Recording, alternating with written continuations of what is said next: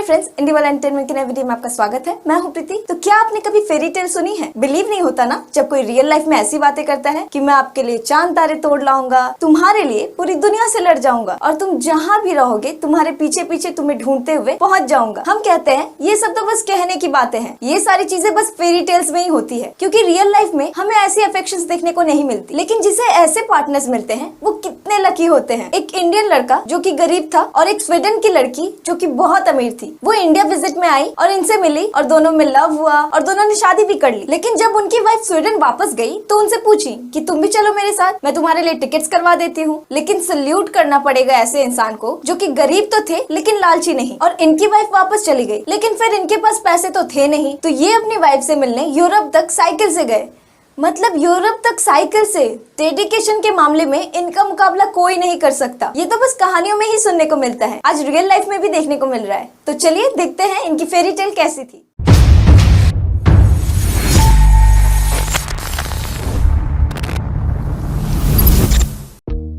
वो लगभग 50 साल पहले एक दूसरे से मिले थे। वो बहुत अलग थे। वो एक अनटचेबल गरीब इंडियन लड़का था और वो एक अमीर स्वीडिश टूरिस्ट थी। लेकिन इन सब के बावजूद भी महानंदिया और शार्लेट को प्यार हो गया। जब उसे स्वीडन लौटना पड़ा तो वो साइकिल से उनके पास गए। ये एक डिफिकल्ट जर्नी थी, लेकिन वो फिर भी एक हो गए। तब से उनकी लाइफ कैसी रही है और अब वो कैसे दिखते हैं, और क्या ये सच है कि सच्चा प्यार न केवल डिस्टेंस को पार करता है बल्कि टाइम के टेस्ट को भी पार करता है? जानने के लिए देखते रहिए। Long distances, but also passes the test of time. Keep watching to find out. This is Wow Channel. Before we continue, make sure to subscribe to our channel and hit the bell icon for notifications. चलिए शुरू करते हैं। भारत में caste system अभी भी है। ये लोगों को 5 बड़े ग्रुप्स में बांटता है। कुछ लोग हायर कास्ट में जन्म लेने के लिए बहुत लकी होते हैं और बाकियों को अपनी जान देनी पड़ती है। ये बिना लिफ्ट के एक स्क्राय कैपर की तरह है। अगर आप पहली मंजिल पर जन्मे हैं तो आप उसी मंजिल पर मरेंगे। स्वतंत्र भारत के कॉन्स्टिट्यूशन ने कास्ट के आधार पर भेदभाव पर प्रतिबंध लगा दिया, लेकिन ये सिस्टम करीब 3000 सालों से मौजूद है, इसलिए इसे छोड़ना मुश्किल है। This system has existed for about 3000 years, so it is difficult to abandon it. सबसे अनलकी वो है जो अनटचेबल कास्ट में पैदा हुए हैं। उनकी लाइफ यूजुअली जन्म से बहुत पहले ही निर्धारित होती है। जो लोग लोएस्ट कास्ट में पैदा हुए हैं उनकी किस्मत में ही कठिन काम करना है। सड़कें साफ करना, कपड़े धोना, उनमें से कुछ तो हॉस्पिटल या दुकान भी नहीं जा सकते और पब्लिक ट्रांसपोर्ट भी यूज नहीं कर सकते हैं। और कभी-कभी इस रूल के एक्सेप्शंस भी हैं। But sometimes there are exceptions to this rule. Pradyuman Kumar Mahanandia का जन्म 1949 में ईस्टर्न इंडिया के एक छोटे से गांव में एक ओडिया स्पीकिंग वीवर फैमिली में हुआ था। कम उम्र से ही उन्हें आर्ट का शौक था। वो बहुत टैलेंटेड थे, उन्हें चित्र बनाना पसंद था, लेकिन लोगों ने उनके साथ एरोगेंट बिहेव किया क्योंकि वो अनटचेबल कास्ट के थे। जब वो स्कूल गए और हिंदू से कांटेक्ट करना शुरू किया तो उन्हें क्रूअल ट्रीटमेंट को फेस करना पड़ा। उन्हें ये रियलाइज हुआ कि वो उनमें से एक नहीं थे। महानंदिया ने अपना सपना नहीं छोड़ा और चित्र बनाना जारी रखा। उन्हें विश्वास था कि एक दिन उन्हें अपना सच्चा प्यार मिलेगा। जब उन्हें अपर कास्ट के स्टूडेंट से भेदभाव का सामना करना पड़ा और वो अपसेट हो गए तो उनकी माँ ने उन्हें वो भविष्यवाणी याद दिलाई जो उन्होंने बच्चे के जन्म के समय सुनी थी। एक विच ने उनसे कहा था कि जब उनका बेटा बड़ा हो जाएगा तो उन्हें दूर देश की एक महिला से प्यार हो जाएगा। वो म्यूजिकल होगी और उनके पास एक जंगल होगा और उनकी राशि टॉरस होगी। Far away land. She would be musical and would own a jungle. Her zodiac sign would be Taurus. Mahanandia ने आर्ट स्टडी करने के लिए विश्व भारती अटेंड किया, लेकिन वो एजुकेशन कंटिन्यू नहीं कर पाए क्योंकि उनकी फैमिली बहुत गरीब थी और उनके लिए ट्यूशन के लिए भी पे करना इम्पॉसिबल था, इसलिए उन्हें घर लौटना पड़ा। बाद में उन्होंने दिल्ली में कॉलेज ऑफ आर्ट ज्वाइन किया। वो इतने टैलेंटेड थे कि अनटचेबल कास्ट का होने के बावजूद उन्हें प्रेस्टिजियस एजुकेशनल इंस्टीट्यूट में एक्सेप्ट कर लिया गया। दिल्ली में कॉलेज ऑफ आर्ट में पढ़ते हुए उन्होंने इंदिरा गांधी जी की एक चित्र बनाई। उन्होंने कनेक्ट प्लेस में हॉली फाउंटेन के नीचे बैठने और चित्र बनाने के लिए अथॉरिटी से परमिशन मांगी। वो एक स्ट्रीट आर्टिस्ट बन गए। इससे उन्हें खाने के लिए पैसे कमाने में भी मदद मिली। महानंदिया ने 10 मिनट में 10 रुपए के लिए पेंटिंग की और 1975 में उनकी लाइफ पूरी तरह चेंज हो गई। Mahanandia painted portraits in 10 minutes for 10 rupees and in 1975 his life changed completely. एक दिन स्वीडन की एक यंग ब्लॉन्ड हेयर और नीले आंखों वाली एक लड़की ने उन्हें अपना चित्र बनाने को कहा। वो नर्वस हो गए क्योंकि वो लड़की भविष्यवाणी के डिस्क्रिप्शन से मैच करती थी। जैसे ही उन्होंने उसे देखा, वो जानते थे कि वो वही है। महानंदा ने उसे पूछा कि क्या उनकी राशि टॉरस है और क्या उनके पास जंगल है। स्वीडिश लड़की सभी क्वेश्चंस पर हाँ करती गई। महानंदा ने कई साल बाद कहा, मुझे पता था कि हमारा मिलना तय था। मैंने उसे कहा कि वो मेरी वाइफ बनने जा रही है। Going to be my wife, said Mahanandya many years later. लड़की का नाम शार्लेट वॉन शेडविन था। वो एक नोबल स्वीडिश फैमिली से थी। शार्लेट ने लंदन में पढ़ाई की और दुनिया भर में ट्रैवल किया, लेकिन वो बचपन से इंडिया आने के सपने देखती थी। वो इस अमेजिंग कंट्री से अट्रैक्ट हो गई। उन्होंने भारत के बारे में कई बुक्स पढ़ी। जब वो एक गरीब स्ट्रीट आर्टिस्ट से मिली तो उन्हें उनकी इनक्रेडिबल स्टोरी पर विश्वास हो गया और उनसे प्यार हो गया। 3 हफ्ते से भी कम समय के बाद महानंदा शार्लेट को अपने होम स्टेट ओडिशा ले गए। जल्द ही उन्होंने आदिवासी परंपरा के अनुसार शादी कर ली, लेकिन उसके बाद लड़की के घर वापस जाने का समय हो गया। उन्होंने अपने हस्बैंड को स्वीडन टेक्सटाइल टाउन बोरस में शामिल होने का ऑफर दिया। उन्होंने अपने पति को प्लेन टिकट्स के लिए भी पैसे देने की कोशिश की, लेकिन प्राउड यंग मैन ने पैसे लेने से मना कर दिया। वो 1 साल लेटर्स के माध्यम से संपर्क में रहे। महानंदा के पास अभी भी टिकट खरीदने के पैसे नहीं थे, लेकिन उन्हें स्वीडन जाने का और अपने प्यार से मिलने का दूसरा रास्ता मिल गया। उन्होंने अपना सारा सामान बेच दिया और 60 रुपए में एक साइकिल खरीदी। उन्होंने पॉपुलर हिपी ट्रेल पर यूरोपियन कंट्री तक साइकिल चलाने का फैसला किया, जिससे बहुत से यूरोपियंस मोटरसाइकिल पर भारत में पार कर गए थे। उन्होंने जनवरी 1977 में साइकिल से अपनी इनक्रेडिबल जर्नी स्टार्ट की। उन्हें यूरोप पहुंचने के लिए लगभग 5 महीने लगे। On motorcycle to India, he started his incredible journey by bicycle in January 1977. He spent almost 5 months to reach Europe.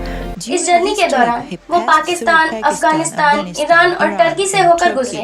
कभी कभी वो खाने और रहने के लिए, पैसे कमाने के लिए लोगों की पेंटिंग्स बनाते थे। मई 1977 में महानंदा स्वीडन में शार्लेट से मिले। कपल पूरी तरह से खुश था, तब से वो साथ है। The couple was totally over the moon. Since then, they have been together. गरीब इंडियन लड़के और अमीर स्वीडन लड़की ने लीगली नॉर्दर्न कंट्री में शादी कर ली। उन्होंने उन्हें नई लाइफ स्टार्ट करने में हेल्प की। पहली बार में उन्हें कुछ प्रॉब्लम्स आई क्योंकि महानंदा को यूरोपियन कंट्री के बारे में कुछ भी पता नहीं था और शार्लेट के पेरेंट्स शॉक हो गए जब वो गरीब इंडियन आर्टिस्ट से मिले और उन्हें पता चला कि वो उनकी बेटी के पति हैं। लेकिन शार्लेट ने हर कदम पर अपने पति का साथ दिया। तब से 40 साल से भी अधिक समय बीत गया।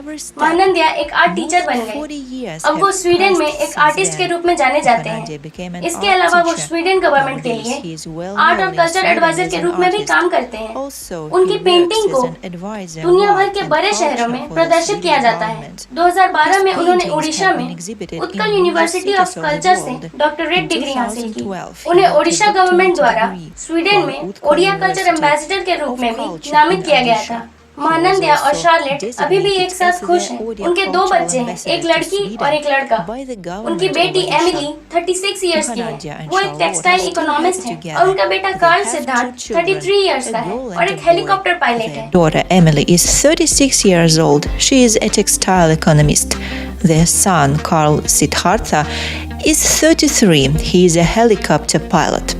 कपल हमेशा की तरह एक दूसरे से उतना ही प्यार करते हैं। उनके प्यार ने समय की परीक्षा को पार कर लिया। कभी कभी वो जर्नलिस्ट को इंटरव्यू देते हैं और अपनी टचिंग लव स्टोरी सुनाते हैं। पूरी दुनिया में लोग महानंदा की प्रशंसा करते हैं, जो लोअर कास्ट में पैदा होने के बावजूद भी महान चीजें हासिल करने में सक्षम थे। उन्होंने ये भी साबित कर दिया कि प्यार की कोई सीमा नहीं होती और कभी कभी आपको अपने दिल की बात मानने की जरूरत होती है। क्या आप लव स्टोरीज के ऐसे और उदाहरण जानते हैं? Do you know more such examples of love stories? Thanks for watching. Don't forget to share your thoughts with me, to click like and to subscribe. See you next time.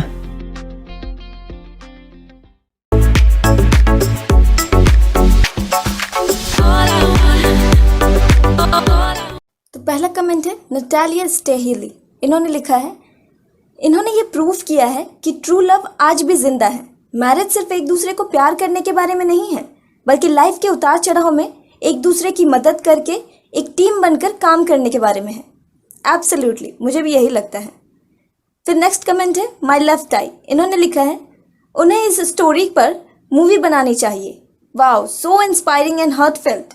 India से Sweden जाना, वो भी bicycle में, that's true love. फिर video saver ने लिखा है इस इंडियन लड़की का बहुत सम्मान, क्योंकि उसने अपनी पत्नी का फायदा नहीं उठाया और उसके पैसों के भरोसे नहीं था। वो बस उस तक पहुंचने और उसके साथ रहने के लिए पूरे 5 महीने तक साइकिल चलाकर यूरोप गया। स्वीडिश वुमेन का भी उसके पति पर ट्रस्ट और फेथ भी बहुत एडमायरिंग है। उसने अपने पति पर भरोसा किया कि वो उसके लिए जरूर आएगा, भले ही उस समय एक दूसरे से बात करने का कोई जरिया नहीं था। बिल्कुल सही कहा। देखा जाए तो आजकल के लव में इतनी स्ट्रॉन्ग बॉन्डिंग नहीं होती। अगर ये चाहते तो अपनी वाइफ के पैसों से जा सकते थे और बहुत कुछ कर सकते थे, लेकिन इन्होंने वो करने के बजाय अपना रास्ता अपनाया। अब किसी के लिए यूरोप तक साइकिल में जाना सोचने वाली बात है। तो ऑब्वियसली इनका प्यार और इनका बॉन्डिंग इनकी वाइफ के लिए बहुत स्ट्रॉन्ग था और इनकी वाइफ का इन पर ट्रस्ट, वो जाने के बाद उनका वेट कर रही थी कि वो आएंगे। आज के जमाने में कौन किसका वेट करता है, लेकिन जहाँ बॉन्डिंग स्ट्रॉन्ग होगी वही लव भी स्ट्रॉन्ग होगा। फिर नेक्स्ट कमेंट है सप्तार्शी मलिक। इन्होंने लिखा है वो बस एक दूसरे के लिए ही बने हैं। जब समय सही होगा तो इन दो सोलमेट को मिलने से कोई नहीं रोक सकता। फिर यार्डली ने लिखा है माय गुडनेस, ये कहीं किसी परियों की कहानियों से कम नहीं। इसे सुनकर मेरे होश उड़ गए। मुझे ये अच्छा लगा कि हम लीडिंग कैरेक्टर की एक्चुअल फोटोज देख रहे हैं। I wish you many more years together, नमस्ते।